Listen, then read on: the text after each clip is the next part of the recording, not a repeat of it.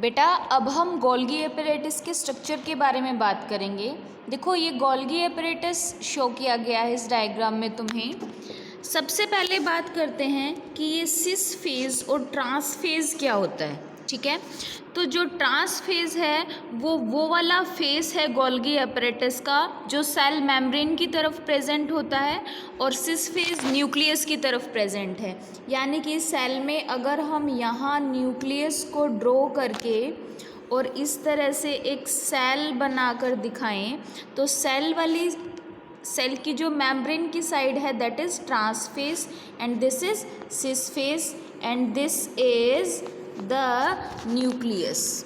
ठीक है, this is the nucleus. अब हम देखते हैं कि जो गोल्गी एपरेटस है इसमें बहुत सारे कंपोनेंट्स एक साथ हैं, इसीलिए इसको एपरेटस कहेंगे कंप्लीट। इसके बहुत सारे पार्ट्स हैं।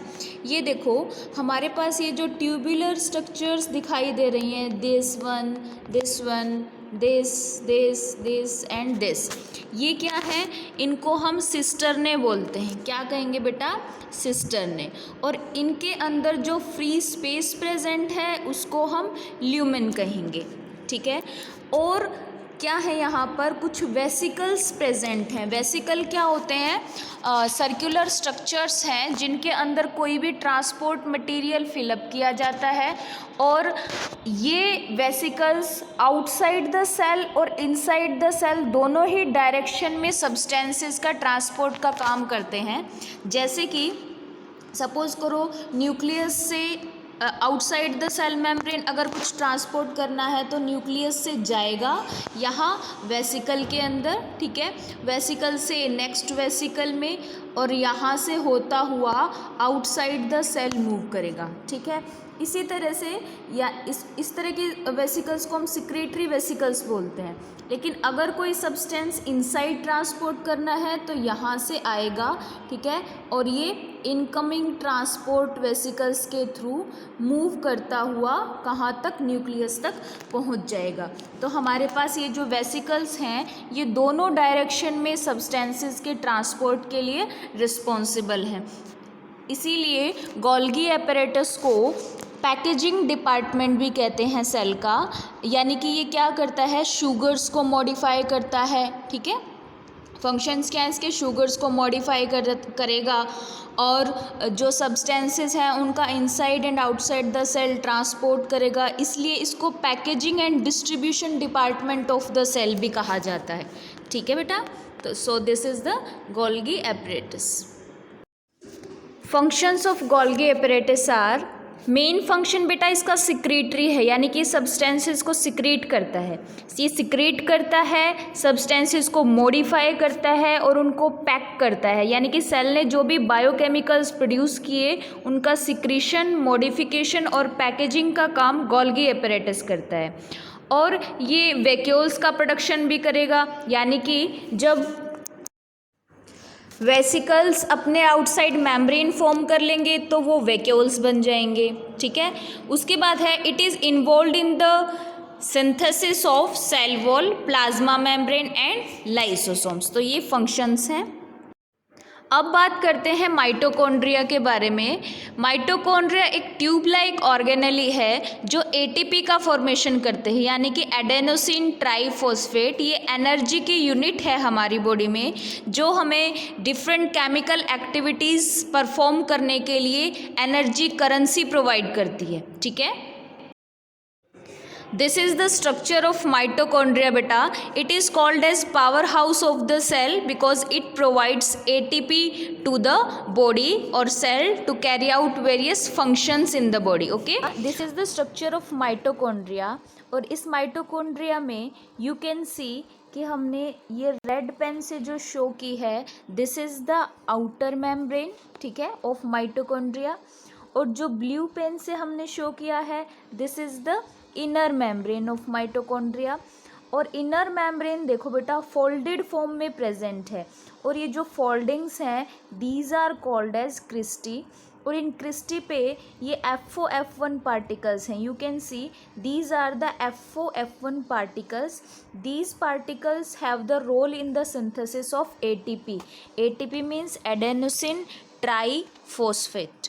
ओके, और ये जो रेड डॉट्स तुम देख रहे हो, this is the matrix of mitochondria, यानी कि माइटोकॉन्ड्रियल मैट्रिक्स है ये। और एटीपी जो भी सिंथेसाइज होंगे वो यहाँ मैट्रिक्स में जाएंगे। ठीक है, तो आपको ये डायग्राम बनाना है अपनी फेयर नोटबुक में। ठीक है,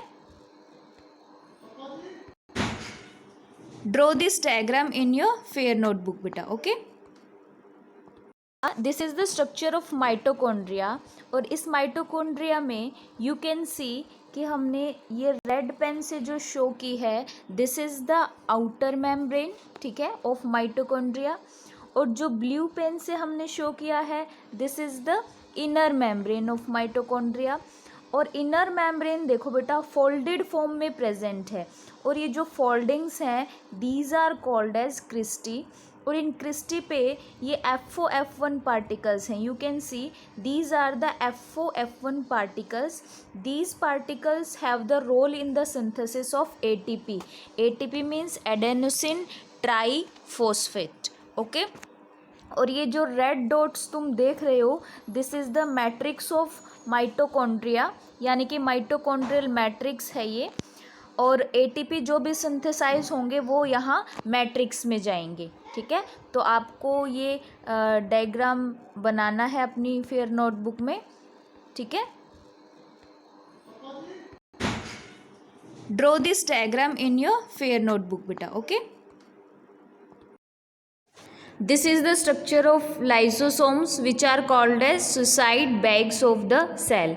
अब हम इनको सुसाइड बैग्स क्यों कहते हैं, इसका स्ट्रक्चर डिटेल में क्या है वो देखते हैं। Of lysosome. ओके, लाइसोसोम एक वेसिकल लाइक स्ट्रक्चर है। वेसिकल का क्या मतलब होता है बेटा, वेसिकल मतलब एक राउंडेड स्ट्रक्चर जिसके अंदर कोई सब्सटेंस फिल्ड है। ठीक है, you can see the transport proteins on the outer membrane. ये मेम्ब्रेन है वेसिकल की, एक सैक लाइक स्ट्रक्चर है, बोरे जैसी स्ट्रक्चर है, वेसिकल टाइप स्ट्रक्चर है, जिसके एक पर्टिकुलर मेम्ब्रेन है हमारे पास और कुछ ट्रांसपोर्ट प्रोटीन है जिससे कि substances inside and outside move कर सके।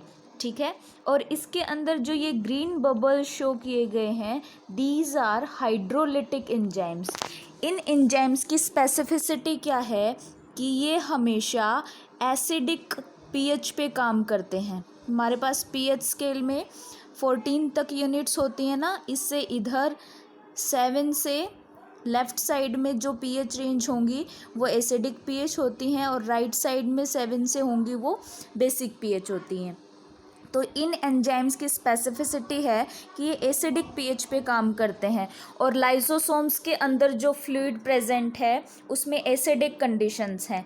तो जब भी हमारी बॉडी की कोई सेल वॉर्न आउट कर जाती है या डेड सेल होती है, यानी कि ऐसी सेल जिसमें कुछ डैमेज हो गया या कोई सेल डेड हो गई, वो सेल यहाँ ट्रांसपोर्ट प्रोटीन्स के थ्रू इन लाइसोसोम्स के अंदर आएगी, और लाइसोसोम्स के हाइड्रोलिटिक एंजाइम्स उसको डैमेज कर देंगे, और उससे जो सब्सटेंसेस रिलीज़ होंगे उनको as a raw material use करके उनसे नए सब्सटेंस के सिंथेसिस कर देते हैं। ठीक है, इसीलिए लाइसोसोम्स को हम सुसाइड बैग्स कहते हैं, क्योंकि ये अपनी ही बॉडी की वॉर्न आउट और डैमेज्ड सेल्स को डिग्रेड कर देते हैं।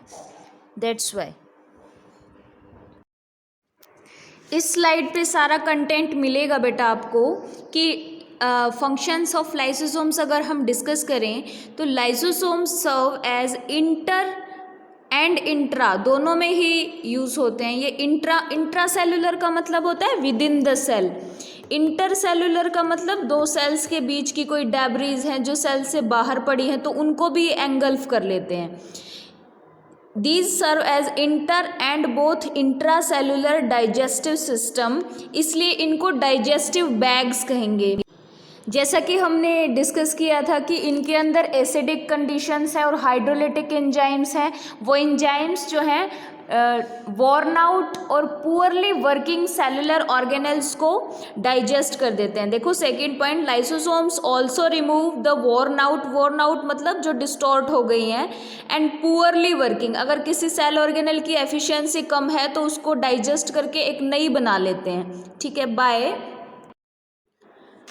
Digesting them to make way for their new replacement. उससे जो रॉ मटेरियल आया उससे हमने नई सेल ऑर्गेनेल बना ली। ठीक है, तो इस तरह से हम लाइसोसोम्स जो हैं वो फंक्शन करते हैं और इसीलिए इनको suicidal bags of the cell भी कहा जाता है।